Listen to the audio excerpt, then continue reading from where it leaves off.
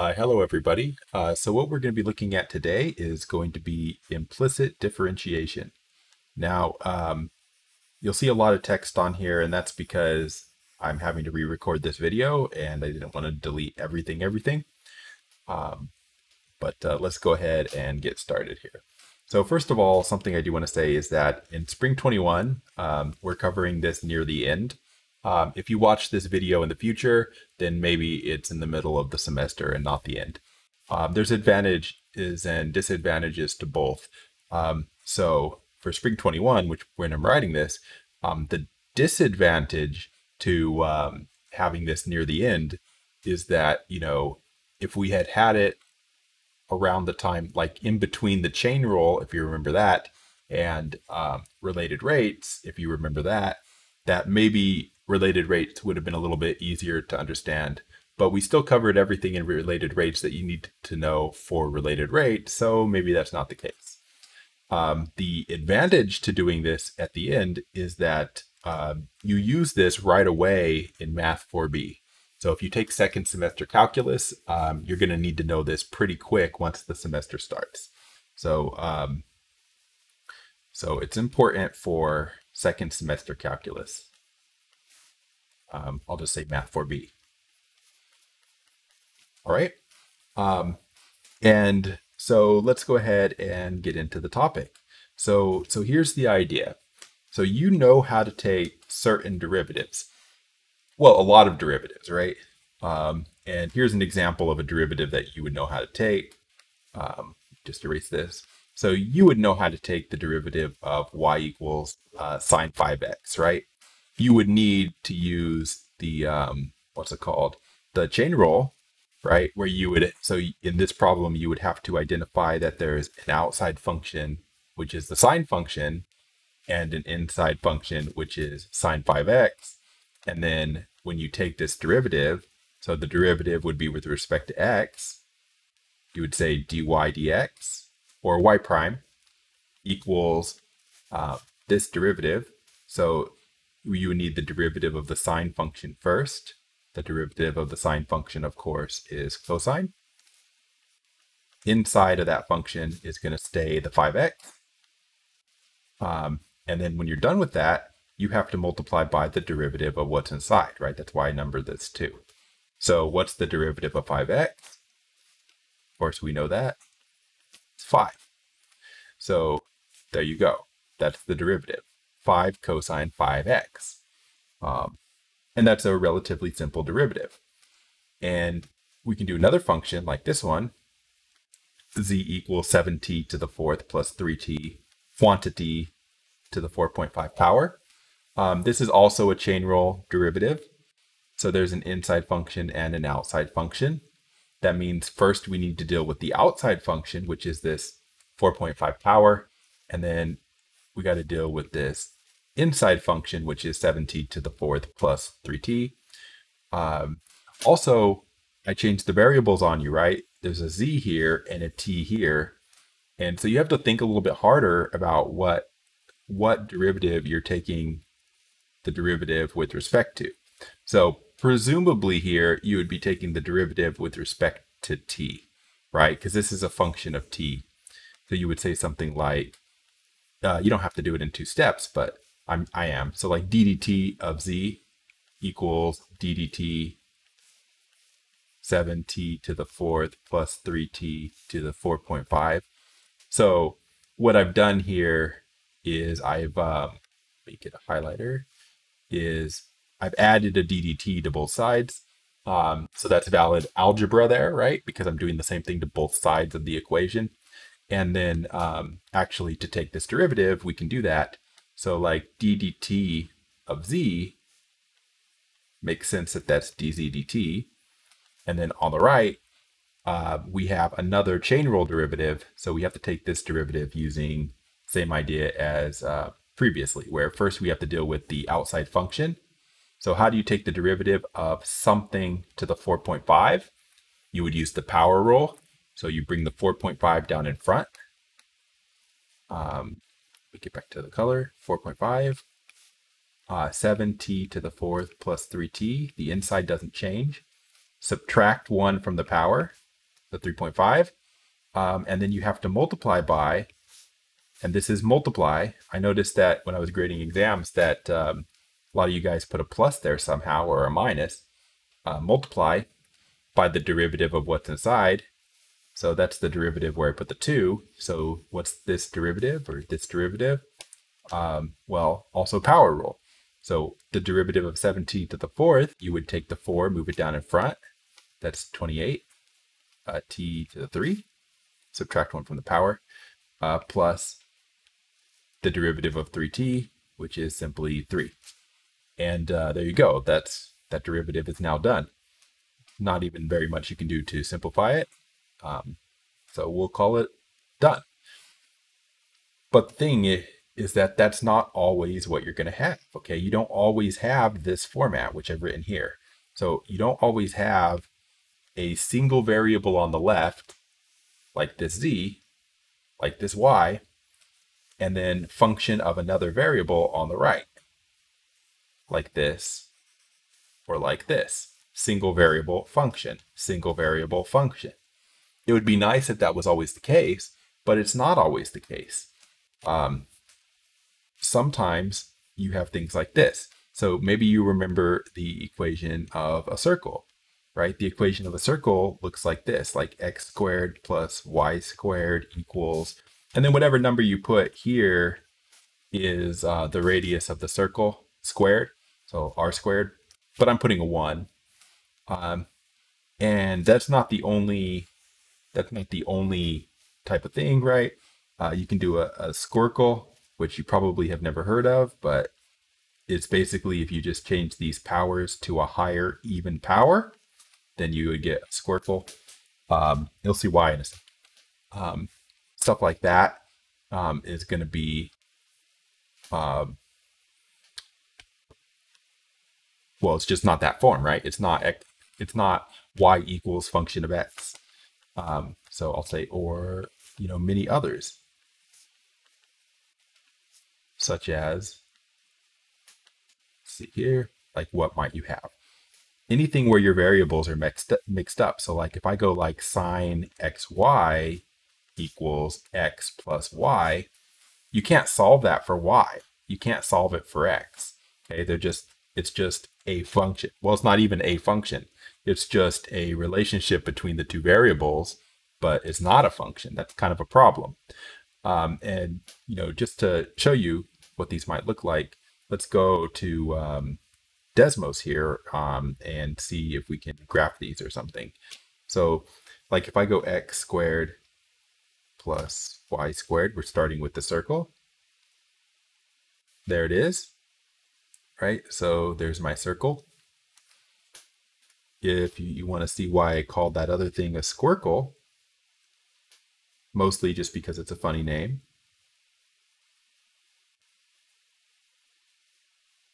There it is, right? So you see it just makes it more square. And if you make that a higher power than 4, like if you go 6 or 8, it just becomes more and more square-like, which I guess we don't care about. And then you got that one where we had, what did we have? How do I get a sine function? Sine, I did xy, right? Xy close equals x plus y. And there you go. So that's a nice curve as well. Now, what you want to notice about these is that they're not actually functions in the term that we normally think of functions, right? Like normally when we're talking about functions, we ask, is x a function of y? And the function needs to satisfy the vertical line test, right? Where a vertical line passed through the curve is only going to intersect the curve in one place. Now, obviously, all of these fail, right? Like the circle obviously fails a vertical line test. A line will intersect in 2 places. Same with the squircle, right? Vertical line would hit it in 2 places. And then that sine xy equals x plus y, I mean, yeah, it's going to fail the vertical line test, right? There's lots of places in here where, like x equals 2.5, if you can see that around the middle of the graph, obviously intersects in 1, 2, 3 places, right? Like, let's see if I can put a dot there. I can't. But here, I'll do this. X equals 2.5, right? That intersects here, and then down here, and then down here, right? So intersects 3 times. So y is not a function of x for this green curve. And that's a problem because when we learned about derivatives, everything was supposed to be a function. Okay, so let's see here. Is that going to be jerky scrolling? Get rid of that. I have to open Notability again. Please don't delete all my stuff. It didn't. Good. Okay. So from the graphs, we saw that the problems were these kinds of curves often are not functions.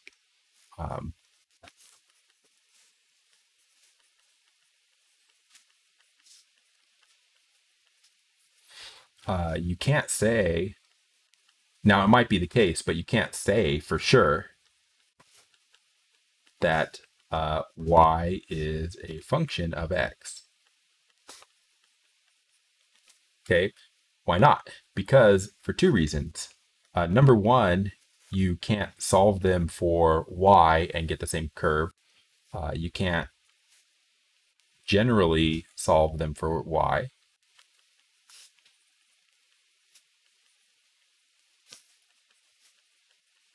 You know, y equals some function of x. Also, the graphs often fail the vertical line test anyway, which means that they're not functions of x.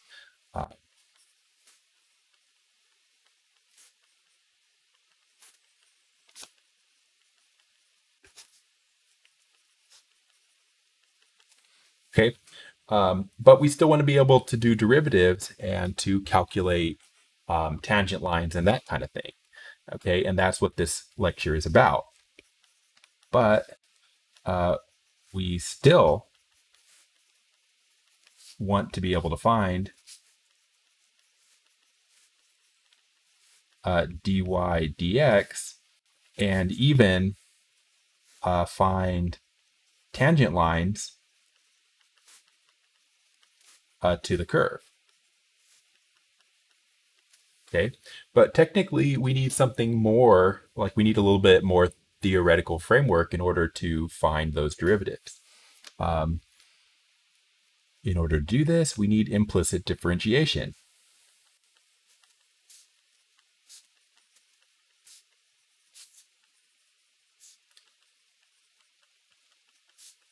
And it's not going to be that hard, really, once you see what we have to do.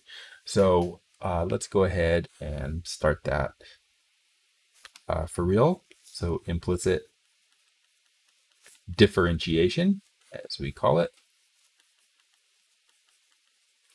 So what we're going to do is we're assuming that we start with an equation that has our x's and y's mixed up. So what we do is this. So step 1, we assume that, you know, we have an equation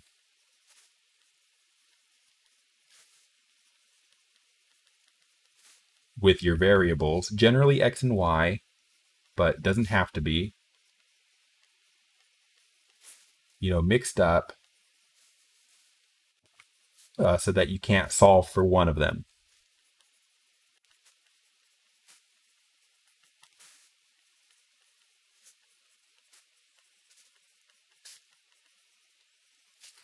And I'm going to write like x squared plus y squared equals 1. Now you can technically solve this for y, but the problem is if you solve it for y, right, you get y squared equals 1 minus x squared, and then y equals square root 1 minus x squared.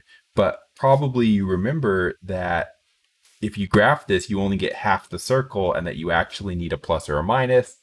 And the plus or minus here really means that you've got 2 equations for y, not just a single equation for y. And then which one do you use and that kind of stuff.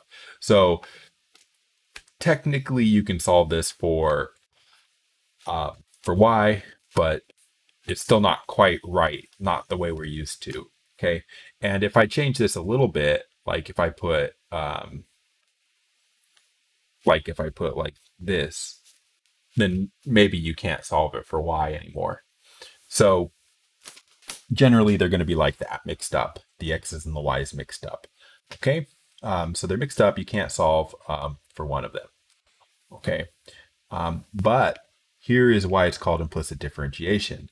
What we do is you say whatever this graph looks like, you know,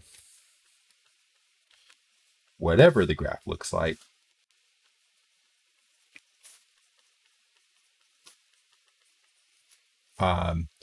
there's probably in some, small part of the curve,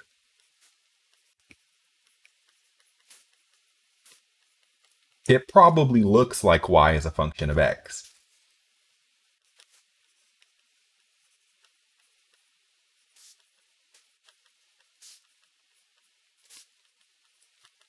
Right? Which would mean that it passes the vertical line test.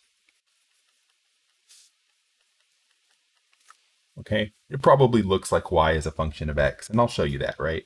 Like if I go back to Desmos here, that's not Desmos, this is Desmos, right? Like this is clearly not a function here, but if I take any spot and I zoom in enough, right? Like if I just go like this, in this region, it looks fine, right? Like that's a perfectly fine curve. And the same thing for the circles, right? Like technically the circle and the squircle are not functions of x. But if you just look at part of it, like this part right here, in this region that we're showing on the screen, both of them, you would say y are a function of x in the part that we can see, because there's only one y value for every x value, and that's what we need, and passes the vertical line test, and so on. So even the green curve does if you zoom in.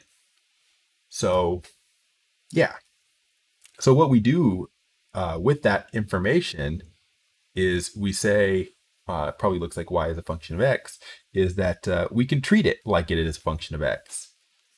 So we just treat it as if y was a function of x,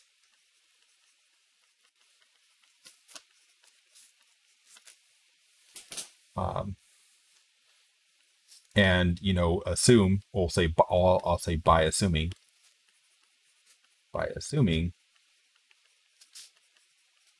that y, or that the equation, sorry, that the equation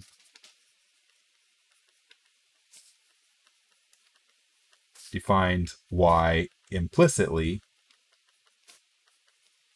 as a function of x in the region that we're concerned with.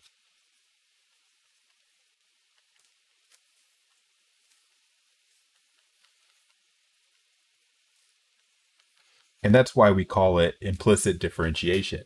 So what you're doing is you're saying, okay, well, maybe y is not written as a function of x, right? It's not written, oops, where's the form?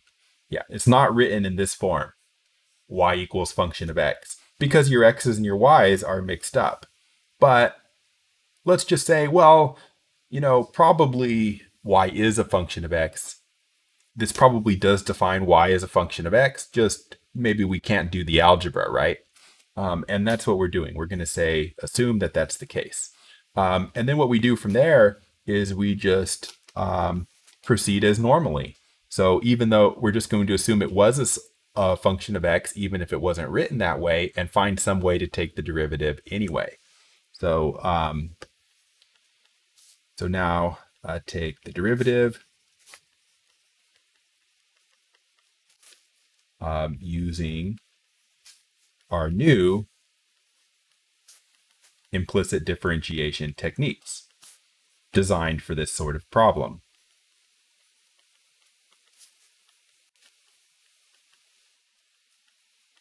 All right. Of course, one of the problem that we have is that I haven't taught you any implicit differentiation techniques yet. So that's what we're going to do now. So that's kind of the background for this. So how to perform implicit differentiation.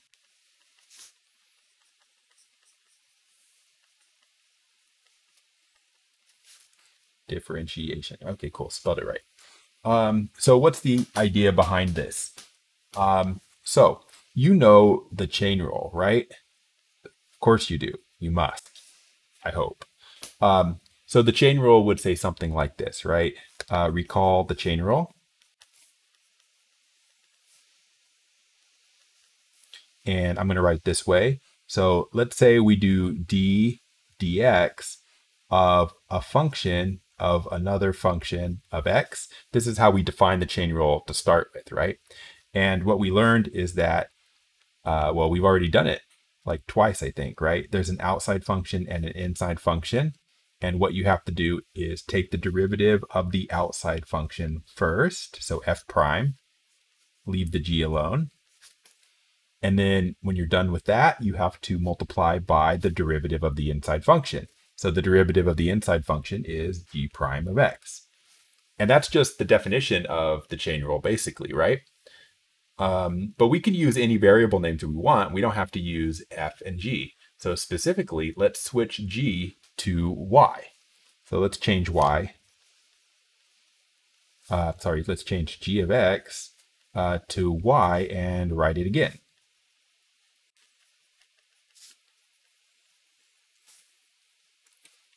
So ddx of f of, instead of g of x, I'm just going to write a y. And so notice that this variable here is x, but this variable here is y. That's important. The fact that these do not match, this is x, this is y, is why you have to do this. Then let's write out this. Again, we're replacing the g's with y's. So I've got f prime y times just y prime. And I'm not writing of x, I'm not writing the parentheses x, but you could. But I'm leaving it off on purpose. All right, so this right here. And really this right here, this is actually the implicit differentiation rule, right? Or I can write it this way, ddx f of y equals f prime of y. And then you can call this, we know that another way to write y prime is dy dx, okay? And so this right here, this is what you need in order to perform implicit differentiation. This idea right here, right? Because this last line really tells you what to do. What it says is, if you take the derivative with respect to x of a function of y, do it normally, and then throw a dy dx on the end. I'm going to say that in words. So when you take a derivative with respect to x of a function of y, right? That's the key. That this derivative is x, but this function is y. That's why you have to do this extra thing from the chain rule. You do it normally.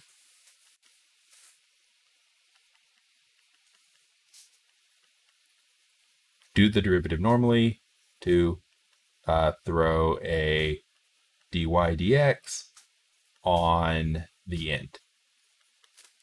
Okay, and if you can do that, then you can do implicit differentiation. So these are kind of simple examples. These are not full problems yet. These are just simple examples of what to do or how it works. So let's say I took the derivative with respect to x of a function of x. What do? Well, when the variable here matches here, then that's the derivative that you know, that you don't need any kind of rule, right? ddx of sine x, cosine x. Easy peasy. Now, what if you do dx of sine y, right? Again, now that's an x, but this is a y. So those don't match. So what do? Well, we have the rule right here. You take the derivative, you take the derivative like normal. So the derivative of the sine function is the cosine function, right? Just what I say here, do the derivative normally, and then throw a dy dx on the end. And that's it, right? And that rule, like if you can do that, then you can do implicit differentiation. Now, the reason it's justified, I'll explain it one more time. The reason it's justified to do it this way is forget about implicit differentiation. Just think about the regular chain rule. If you have an outside function and an inside function, outside sine, inside y, then what you would do is you would say, well, what's the derivative of the outside function? Well, the derivative of sine function is cosine function, right? And then for the chain rule, you would say, well, what's the derivative of y with respect to x? Well, it's dy dx. So it's just a normal chain rule. Okay, so when I wrote down these rules here, or do the derivative normally, throw a dy dx on the end, it's really just telling you to do the chain rule here, because that's all we did here to get the rule in the first place, is the chain rule. Okay, and that's it really. That is implicit differentiation in terms of how you do the derivatives, but the problems can be a little more tricky. So let's do one a little bit harder here. Let's do like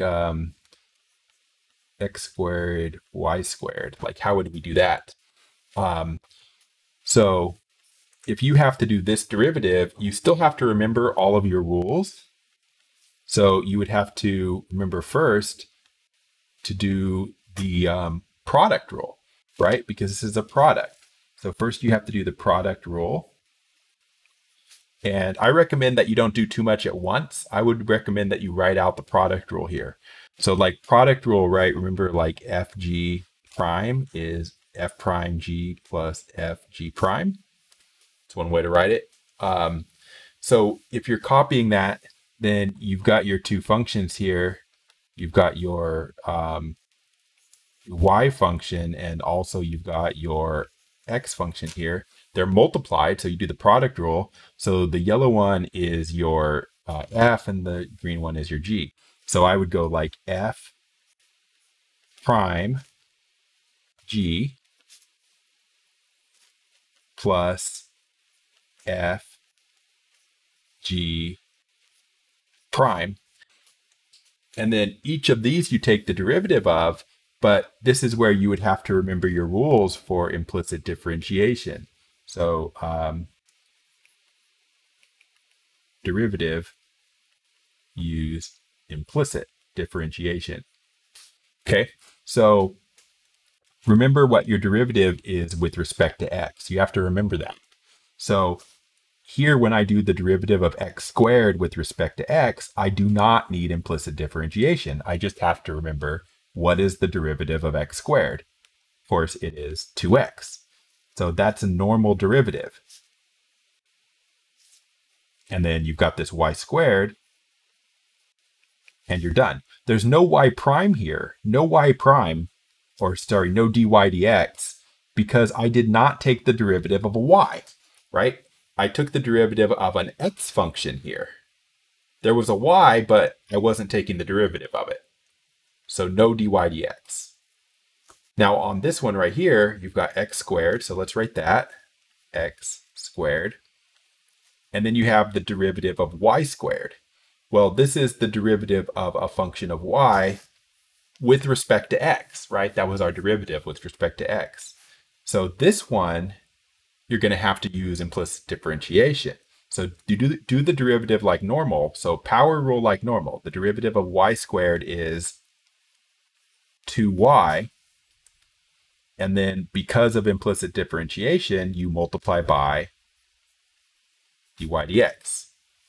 Okay, so let me just explain this, right? So there was no dy dx here because we were doing the derivative of an x function.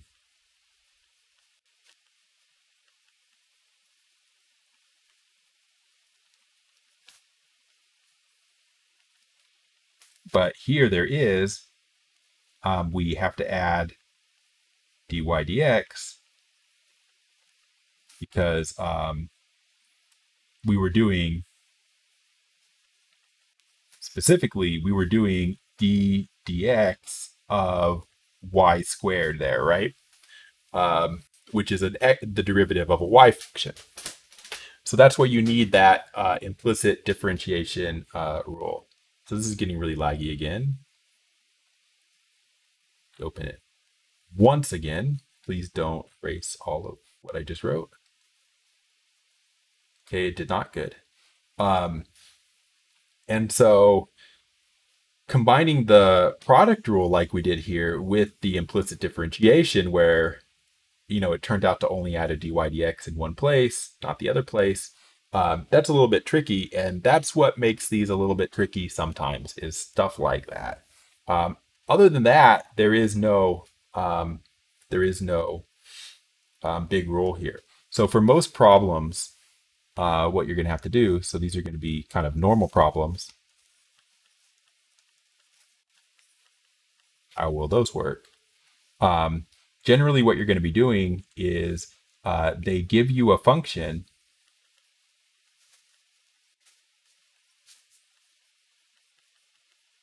and want you to solve for dy dx.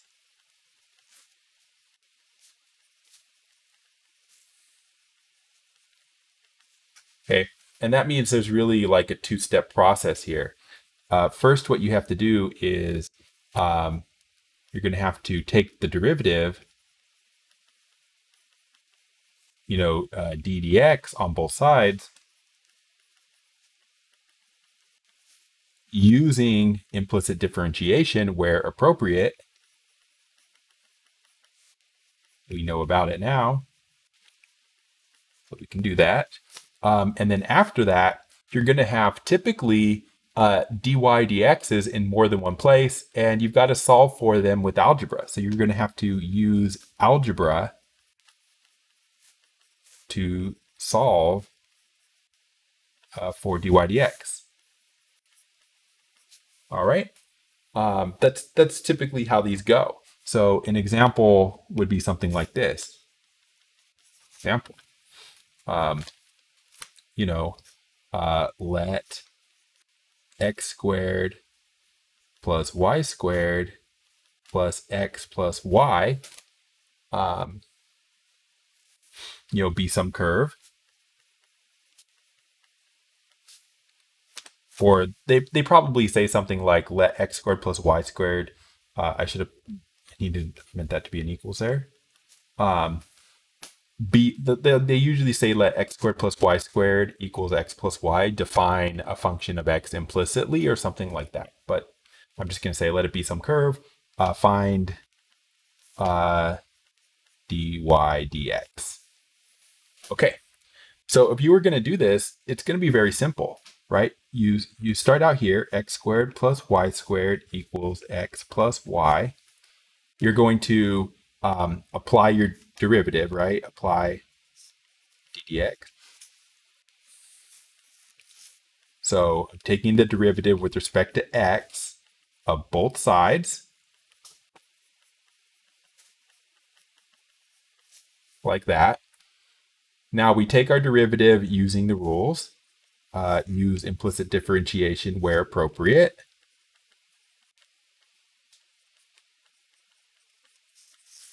So the derivative with respect to x of x squared, of course, is 2x. The derivative with respect to x of y squared, we know is 2y, but this is where you go, oh, the derivative with respect to x, the function is y. So you add dy dx on the end. That's just the chain rule. Then over here, same thing. The derivative with respect to x of x is 1. The derivative with respect to x of y is also 1, but you took the derivative of a function of y, so you multiply by dy dx. So again, you basically is just, when you take the derivative of the y function, you end up having to add a dy dx. There was a y function, there's your dy dx. But what you see is that you have dy dx in two places. So you have to now solve using algebra for the dy dx, because you have it in more than one place, right? There's one over here and one over here, and they're still mixed up. So you're just going to, this is normal algebra rules, right? So you got 2x plus 2y dy dx equals 1 plus dy dx. So we should just move the dy dx's to one side. It doesn't matter which. So let's move dy dx's to the right. I don't know why. So like, let's subtract this from both sides. Right? We're just doing algebra here. So we're just subtracting that whole term off. So what we end up with is, on the left, 2x, and on the right, 1 plus dy dx minus 2y dy dx. So what we're doing here is we are trying to get the dy dx terms on one side. So we're trying to isolate dy dx terms on one side. So I moved them both to the right. This one needs to go over to the left. So we should minus 1, minus 1. So 2x minus 1 equals dy dx minus 2y dy dx. Once you get to that point, you should factor out dy dx.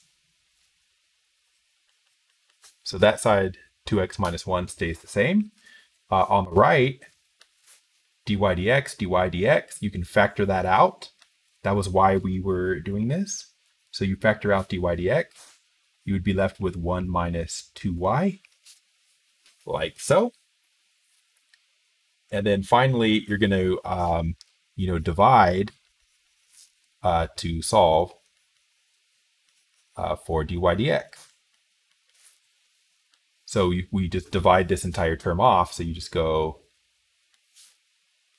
over 1 minus 2y, over 1 minus 2y, and you end up with 2x minus 1 over 1 minus 2y equals dy dx. And that's your answer. Okay.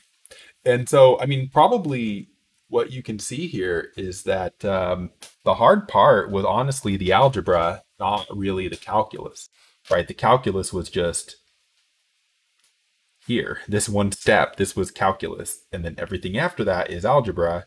And, if you're bad at algebra, then, you're bad at algebra. It's not good.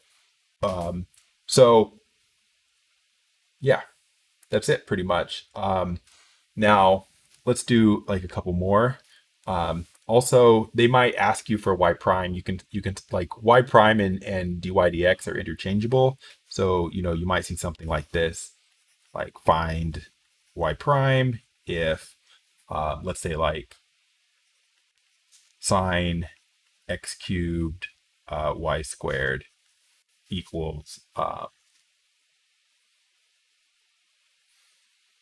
x.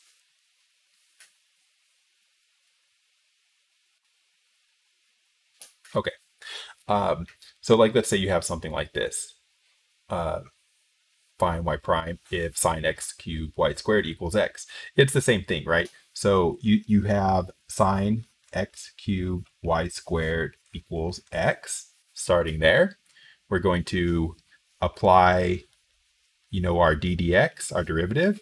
So d dx sine x cubed y squared equals d dx x. All right. Now let's do the easy side first. So if I take the derivative on the right side, d dx of x, 1.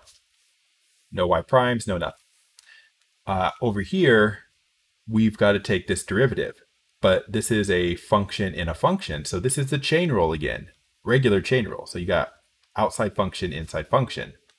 So you take the derivative of the outside function first, so the derivative of the sine, which is cosine, leave the inside alone, as always, and then you've got to multiply by the derivative of the inside, which I'll do in 2 steps. So the derivative of the inside, right? So now you got to take this derivative here. Well, d dx of x cubed y squared. So when we take this derivative, now you're going to have to use the product rule here. So you're going to need the product rule. So product rules coming up. So again, this side's just a 1. That's easy. Cosine x cubed y squared. And then, this is multiplying. And we need this derivative. So you got to use the product rule. So just like before, we did one similar, right? You're going to have to do product rule. So like f prime g plus f g prime, right? And then once we do the product rule, you take your regular derivatives here using implicit differentiation. So derivatives, implicit when needed, right? Not everyone needs implicit differentiation. So let's go. So we have cosine x cubed y squared, and then this mess equals 1. And what's the mess? All right, so x cubed prime. So we're taking the derivative of x cubed. We know that that is simply 3x squared. No y primes needed. Now over here, x cubed is just x cubed, no derivative. Now we have y squared prime. So we're taking the derivative of y squared. We know how to do this with implicit differentiation.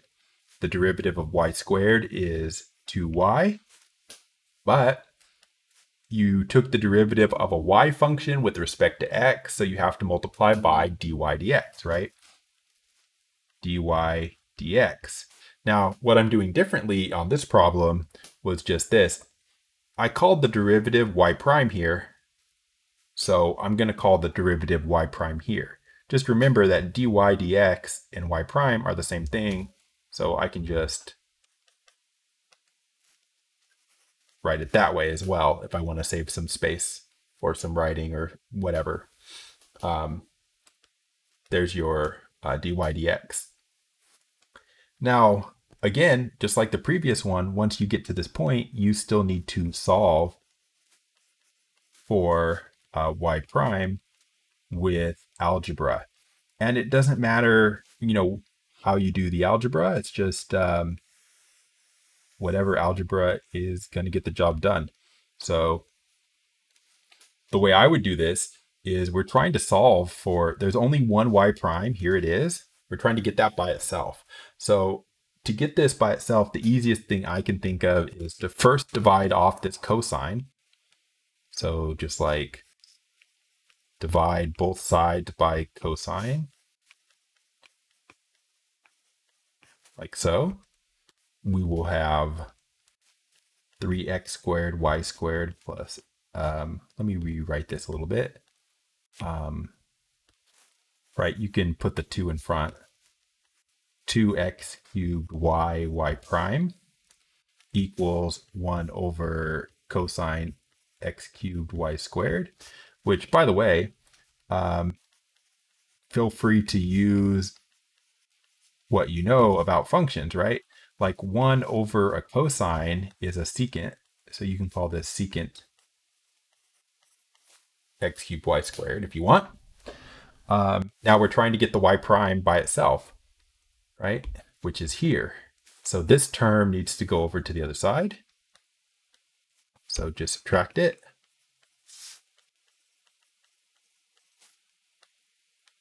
So you have 2x cubed y prime equals secant x cubed y squared minus 3x squared y squared, like so. And again, we're trying to get this y prime by itself. So we need to divide off the 2x cubed y.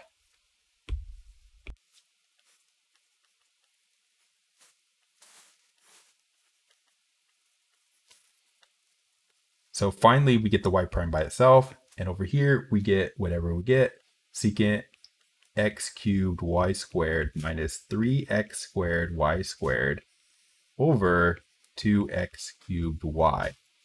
Ooh. We're done. We're done. Now, probably you can see that these problems are long, right? They tend to be long because of the algebra. They tend to be long because of the algebra. You could make Wolfram Alpha solve these, I think. We'll try it. Here we had sine x cubed y squared equals x. Let's see if we can make a computer do it. Oh man, not a good time for the lawnmower. All right, what was it? Sine x cubed y squared equals x. Is that right? And what I want is to find y prime. Now, sometimes I have to type it in more than once to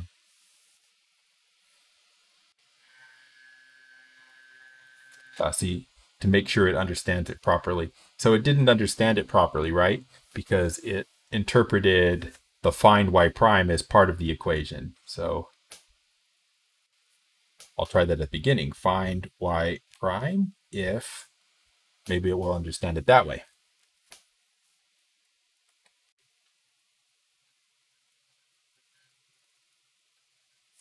All right, they did not find the derivative. So now I'm going to try to ask for the derivative. Derivative of with respect to x. Ah, there we go. All right, so it did it. Okay, and it actually told me how I was supposed to type it. I should have said differentiate function with respect to x. Is how I should have typed it in. All right, so there you go. Now, like if you use Wolfram Alpha for anything, you probably are familiar with this, that, you know, it gives you the result. You don't see any work. If you want work for this, then you probably, like, you have to pay for that, right? Like if I click, what was it? Hold on here. Where'd it go away? If you type in step-by-step solution, right? It starts telling you about the chain rule, and it's going to tell you about implicit differentiation, and you have to go pro. Similarly, you can go to the other site, symbolab.com, and let's see here. See all with the derivative. Okay, so derivative, if I go sine x cubed y squared, whoa, I don't like typing stuff in here. Yeah, I don't like this one as much just because the formatting's worse. 3x, no, it wasn't, it was x cubed, right? X cubed, come on, x cubed. Nope, stop. X. Okay, I remember why I stopped using Symbolab on iPad. So you can't see this, but if I type X, and then I typed a caret, but another X appeared. And if I type a 3, I got the exponent. So like what's being displayed on the screen is always one character behind what I typed. It makes it impossible to use. So I'm not going to use Symbolab. But you can do similar derivatives in Symbolab, but also like Wolfram Alpha, it may or may not show you steps unless you pay them money. So, not that you need steps if you're just going to check your work anyway. You just need to look at the answer. Okay, so let's go back to the notes because we're not done yet. We covered all of the calculus, but we just want to make sure you understand that if you can calculate derivatives implicitly, that means you can answer things like tangent line problems with the same concepts. So let's do one or two of those. Tangent lines. So here's an example. And we'll use this example to illustrate the techniques here. So I'm going to say find the equation of the tangent to the curve. Let's do x squared plus y squared equals 1, just a regular circle at the point. And I just need a point on the curve. So I'm going to say, what's a point on the curve? Let's go -1/2. Positive square root 3 over 2. Those are from trig, right?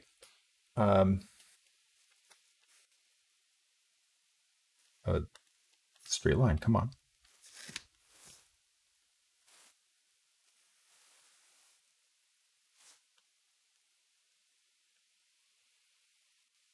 Okay. So we know that the equation there is a circle, right? X squared plus y squared equals 1. And we know this point, 1/2, is just a point on the curve here. -1/2 for x, positive square root 3 over 2 for the y. And I want the equation there.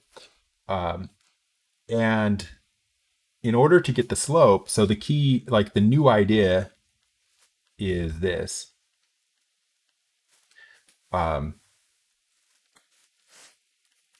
The slope is still the derivative, right? It was, you know that the slope of the tangent line is the derivative, and it still is. The slope is still dy dx evaluated at the point. So really, nothing is different from this to the tangent line problems that you've solved in the past.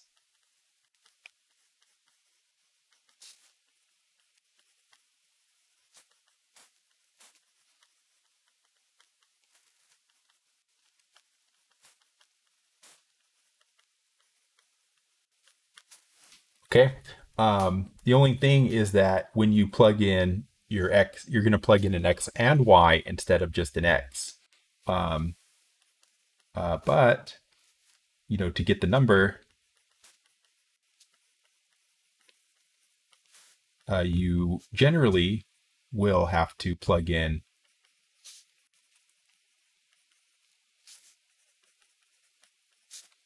an x and a y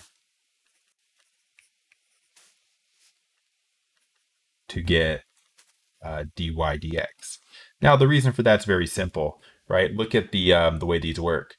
Like, I could find y prime at any point, right?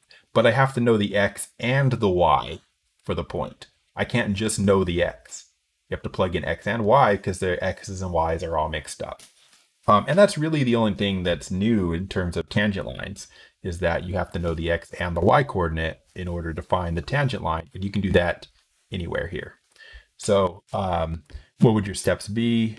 They would be the same as any tangent line problem. So first thing you're going to have to do is you're going to have to find dy dx. The only thing that's new is that it's implicit this time. So x squared plus y squared equals 1. Take the derivative. And we've done this one a couple times already. So derivative of x squared is 2x. The derivative of y squared is 2y. But You tack on the dy dx, that's the implicit differentiation. Something that everybody screws up. You have to take the derivative of the other side. What's the derivative of 1? 0, right? Big mistake people make here. They forget.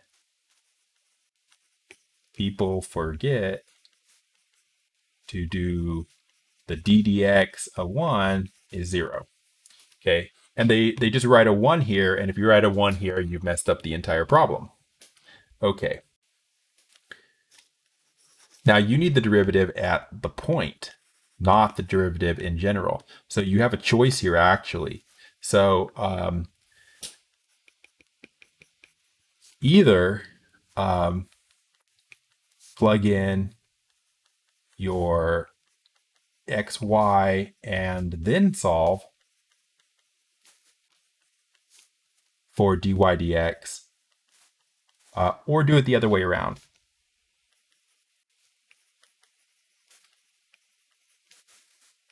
Now, it's important that you understand that you could do it the other way around, because you want to do whichever one's easier. For me, it's easier to plug in the numbers first and then solve for dy dx, right? And that's what makes this problem different than the one up here, right?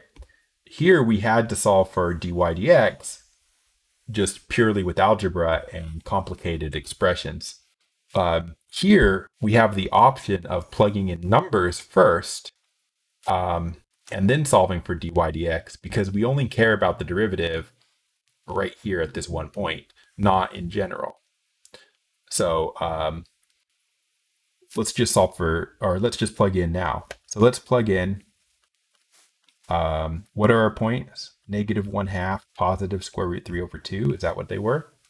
So I've got this 2x plus 2y dy dx equals 0. So we plug in our points. So 2 times -1/2 plus 2 times square root 3 over 2 dy dx equals 0.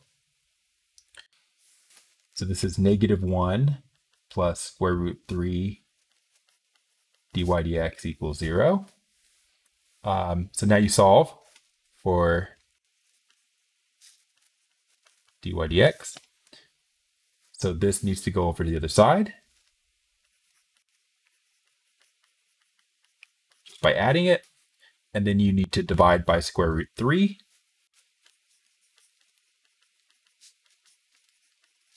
There you go. And if you rationalize this denominator, square root 3 over 3. Okay, so we've got our derivative now. Now, once you have your derivative and the point, we can write the equation of the line. So this is easy, right? Now we have a point, -1/2 positive square root 3 over 2, and a slope, m equals square root 3 over 3. So write the line, right? Y minus y1 equals mx minus x1.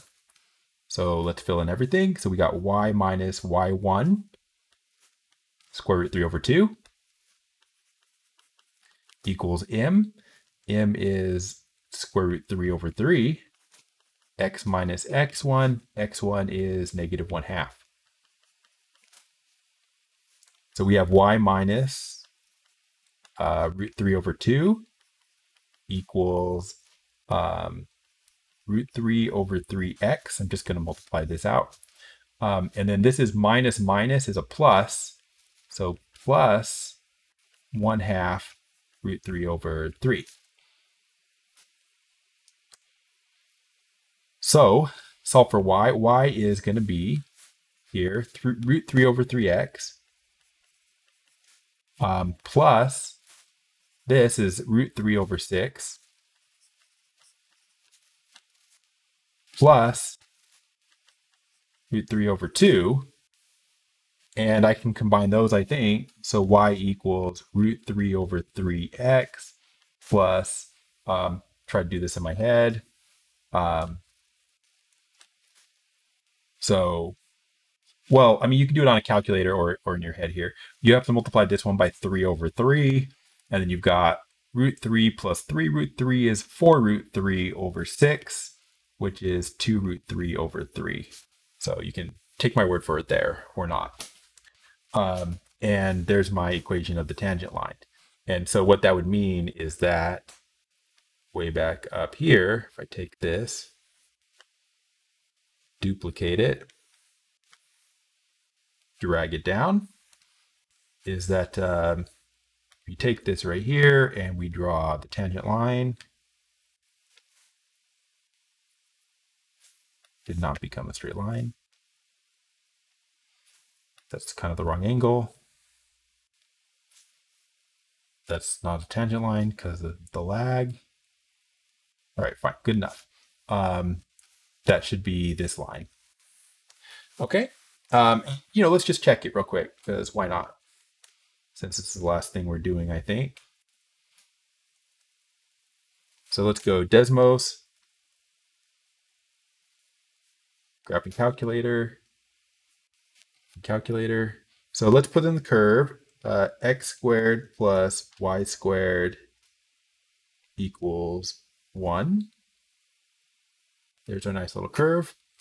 I'm going to put in the point as well, negative 1/2.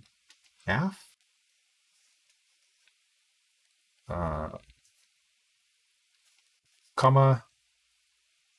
How do I get a square root? Square root 3 over 2. That's terrible things have happened. Okay.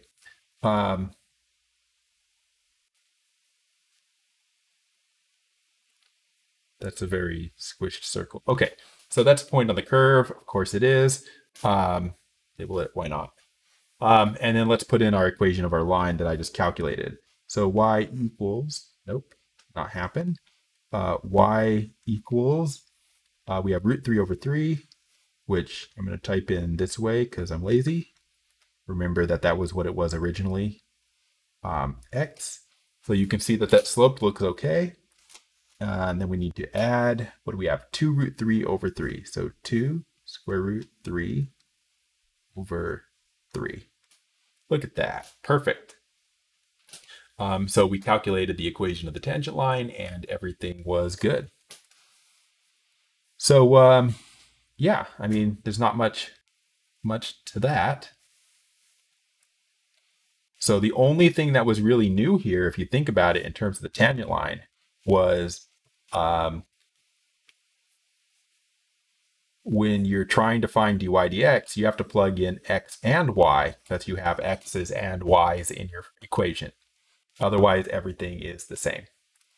Okay, so I think that's about all I have to say for implicit differentiation. So that's it for this lecture, and I will talk to you guys later.